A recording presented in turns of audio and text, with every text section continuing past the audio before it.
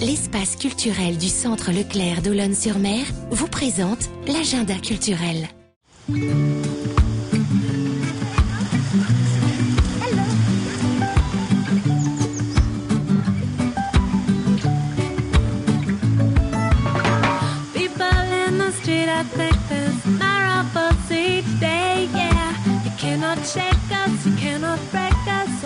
Bonjour à tous, bienvenue dans ce nouvel agenda. Aujourd'hui, nous sommes à Saint-Georges-de-Montaigu.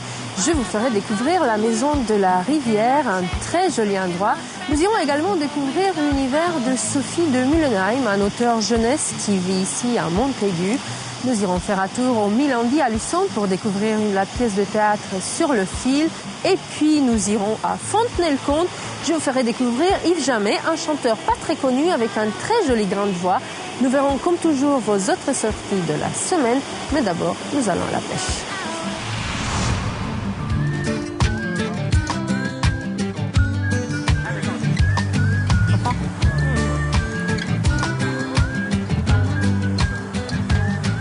Je cherche Sophie Robin. Alors Sophie est juste à côté. Ah bah super, merci.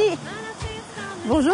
Bonjour. Bon, on va les laisser pour pas effrayer les poissons. Vous allez me raconter, Sophie, si vous aimez la pêche déjà. Eh bien, je pratique pas beaucoup la pêche, mais j'apprends aux côtés de Mathieu, qui est le responsable du site de la Maison de la Rivière et puis qui est un animateur passionné par son métier. L'idée, c'était justement d'initier les enfants, mais aussi les parents, les jeunes papas qui aujourd'hui ne savent pas toujours pêcher. Souvent, c'est les grands-pères maintenant qui apprennent à pêcher. Les jeunes papas ne savent pas, donc ils avaient envie d'accompagner leurs enfants. Et sinon, vous proposez quoi comme animation pour le printemps? Alors, on a d'autres animations dans le cadre des éphémères, ces animations nature. On a Jouons avec la nature, donc ce sont des petits ateliers où on fabrique des instruments de musique avec des éléments naturels prélevés dans la nature. Et sinon, on a en effet d'autres animations, comme la découverte des oiseaux au fil de l'eau. On part en barque le matin très tôt ou le soir à la tombée de la nuit avec un animateur nature qui nous fait découvrir justement toutes les espèces qu'on peut retrouver au bord de l'eau. Et c'est uniquement pour les enfants ou pour alors tout là public? non, c'est pour vraiment le grand public, enfants et adultes. Il y a certaines animations qui sont en effet plus réservées pour les enfants. C'est le cas de l'atelier Jeux et jouer avec la nature. Oui. Et puis d'autres comme l'oiseau au fil de l'eau où là, bien sûr, ça s'adresse à toute la famille. Et donc du coup il y a des animations à l'extérieur et puis à l'intérieur parce que le bâtiment est très joli, il y a des choses ou... On a en effet 10 hectares autour de cet ancien moulin à eau dont on peut encore observer une partie des mécanismes à l'intérieur et la roue qui tourne toujours. Cependant ce moulin a été plutôt transformé en centre d'interprétation de la vie de la rivière à travers 4 espaces muséographiques qui ont été entièrement réaménagés en 2002. Et on peut jeter un coup d'œil, vous pensez? Bien sûr. Bon, en attendant, pour nos téléspectateurs, est-ce que vous connaissez Sophie de Mullenheim? Oui, je l'ai découverte et rencontrée lors du Printemps du Livre récemment à Montaigu. Ah ben voilà, les numéros 5 et 6 de son livre le plus connu sorti chez Hachette, Le Monde de Hortense, donc La Fée Catastrophe et Un Peintre de Magie viennent juste de sortir. Je les ai empruntés à la Maison de la Presse de Montaigu, donc je sais qu'ils les ont. Je propose à nos téléspectateurs de découvrir un portrait de Sophie de Mullenheim chez elle à Montaigu, juste avant le Printemps du Livre. Grégoire de Châtillon l'a rencontré pour nous. Et pendant ce temps-là, nous, on va faire un tour à l'intérieur.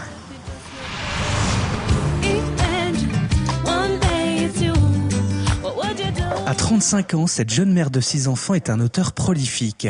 Sa spécialité, c'est l'univers des mômes, un monde qu'elle connaît naturellement bien.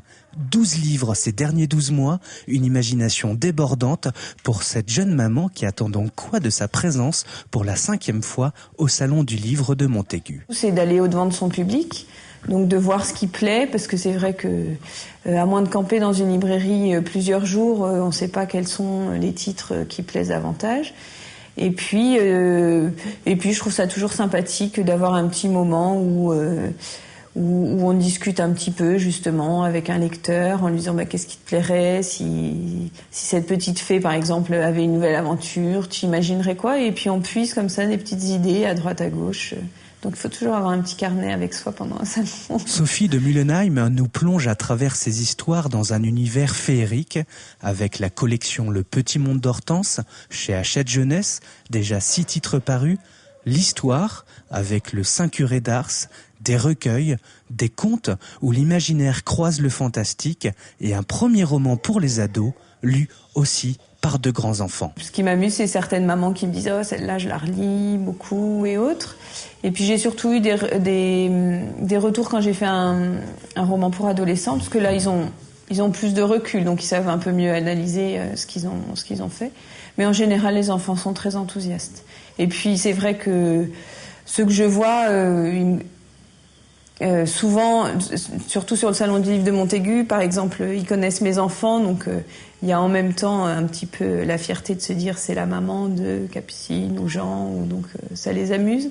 Et moi, ça m'amuse aussi de les voir venir vers moi. Cette boulimique de la vie, qui est aussi une sportive accomplie, qui pratique la planche à voile, participe à des régates et saute en parachute, a bien des projets pour les enfants. Leur raconter encore d'autres histoires. J'ai toujours plein d'idées de nouveaux livres. J'ai jamais le temps, voilà.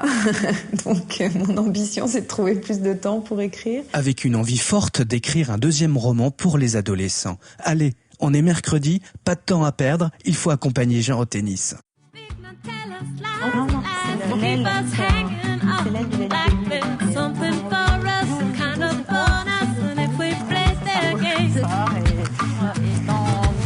dans la dernière salle,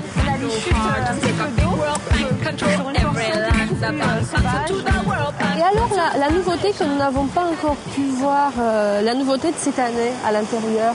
Alors la communauté de communes Terre de Montaigu a souhaité renouveler en fait le spectacle qui se trouve dans la dernière salle du Moulin. C'est un peu le clou de la visite. Ce spectacle va être entièrement renouvelé donc à partir de juillet. Avec un film qui est tourné actuellement, donc un film animalier qui placera vraiment le visiteur au cœur de la nature, avec tout ce qu'il y a de plus surprenant à voir, une attaque de brochets. Le film, il est tourné en partie sur le site. Exactement, en partie ici ou sur des milieux reconstitués, parce qu'il y a des scènes qu'on ne peut pas forcément la carte qui attaque. Exactement.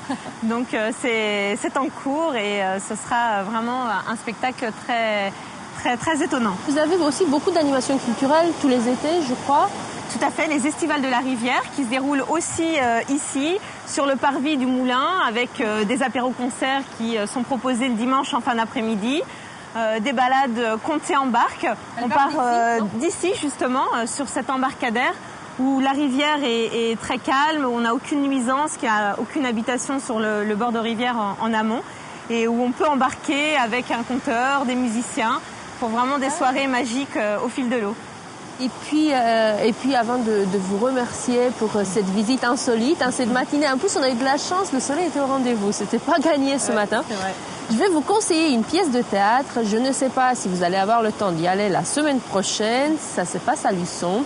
Sur le fil, c'est le nom, avec Sophie Forte et Philippe Stevie, c'est très amusant, c'est une comédie. Comment faire très rapidement une erreur téléphonique permet à deux personnes de se rencontrer, bien évidemment seulement virtuellement. Et toute la pièce de théâtre, on se demande s'ils vont vraiment se rencontrer dans la vraie vie. On peut regarder quelques extraits, c'est la semaine prochaine au mi-lundi à Luçon.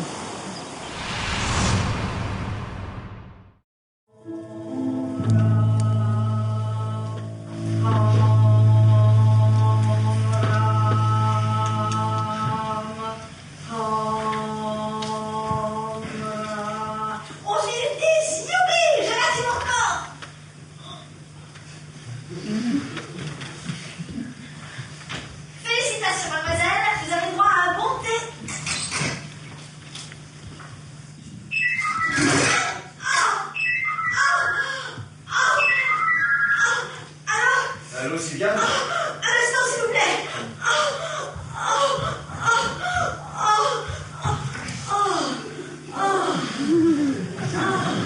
Sylviane, vous ne m'avez jamais parlé comme ça me trouble. Je viens.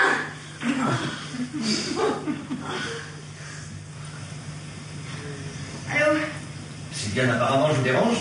Ah oui, vous me dérangez. Je suis pas Sylviane.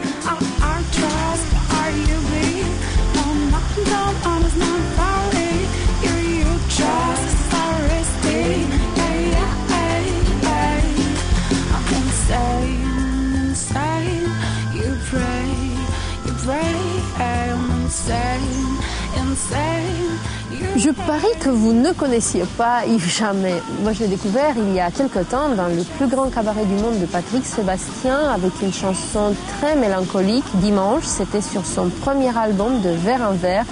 Depuis, ce chanteur originaire de Dijon a sorti d'autres albums. Les concerts s'enchaînent un peu partout en France. Il sera à Fontenay-le-Comte, à la gare, la semaine prochaine. Écoutons quelques extraits d'Yves Jamais.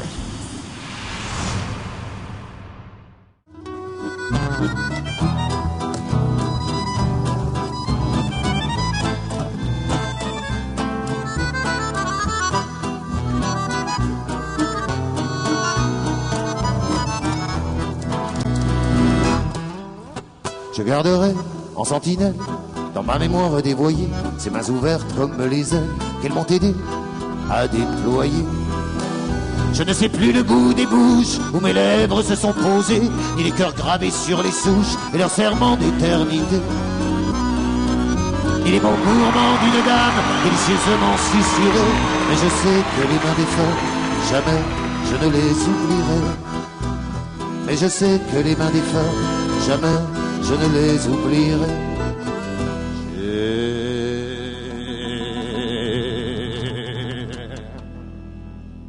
Tant aimé les mains des femmes, sur mes mots s'est posé le paume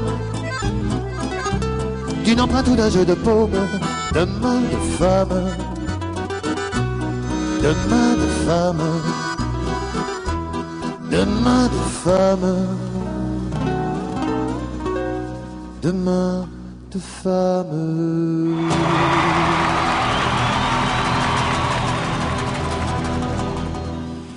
Voilà, il sera le 25 à la gare à Fontenay. Voyons aussi vos autres sorties cette semaine.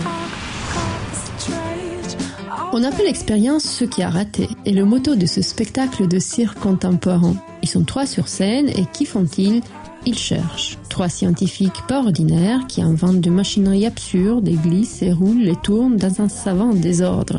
Ce qui doit se passer ne se passe pas, mais autre chose arrive. Raté, rattrapé, raté par le cirque Nicolaus à La Roche-sur-Yon. Jolie soirée en perspective le 25 à la Longère de Beaupuy avec 4 groupes sélectionnés pour le tremplin Facessi. À la clé, pour le gagnant, la possibilité de faire une des scènes du festival de septembre. Les votes du public compteront pour 40% de la note finale, alors si vous avez des préférences, c'est le moment de choisir. La troupe de théâtre de la Méréquielle et Tréteau-Meltois joue ce week-end l'enfant d'eau de Jean-Claude Grunberg. Elle et lui font un enfant, Jaco, un enfant ballotté entre sa grand-mère Rose, spécialiste des boulettes de viande à l'ail, et son grand-père Max, qui a la fâcheuse habitude de discuter avec les nounours. Les rapports entre les 3 générations sont souvent explosifs, surtout quand les nounours s'en mêlent. Une comédie grinçante menée tambour battant qui a déjà été présentée au Spectaculaire à La Roche-sur-Yon. De 1940 à 1945, la Vendée a accueilli presque 82 000 Ardennais que l'histoire avait chassés de chez eux. Certains sont restés, d'autres sont revenus, et c'est un souvenir de leur exode qu'une exposition retrace au Sable d'Olonne ces années et l'amitié qui unit encore aujourd'hui les Ardennais aux Vendéens. Des témoignages photographiques et vidéos, dont certains sur les sablés, que vous pouvez découvrir jusqu'à la fin du mois à la mairie des Sables d'Olonne. 12e édition de rencontre danse de l'association Roche Rock'n'Roll cette semaine. Des stages de danse de salon, tango argentin, rock, lindy-hop le samedi après-midi et le dimanche matin, donnés par un couple de danseurs professionnels spécialistes du swing venus de Montpellier. Démonstrations et soirées dansantes samedi, le tout au Bourg-sur-la-Roche. 7e édition du festival monte en scène ce week-end à Montaigu. Organisé avec les jeunes des collèges et lycées du canton, le festival s'articule en 2 temps. L'un pour découvrir ou approfondir sa passion en atelier, l'autre pour restituer le travail de toute une année sur scène et devant un public venu en nombre. Improvisation théâtrale, marionnettes, commedia dell'arte, danse, chant, mime. 200 jeunes enthousiastes, attentifs et curieux dont vous pourrez découvrir le travail et le talent à l'espace Maxime Bossis de Montaigu.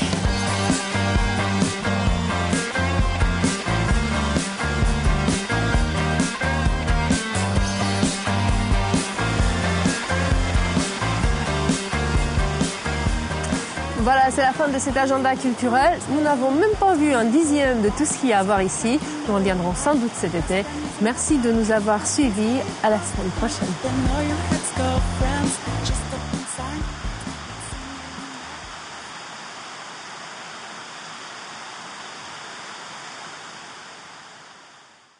L'espace culturel du Centre Leclerc d'Olonne-sur-Mer vous a présenté l'agenda culturel.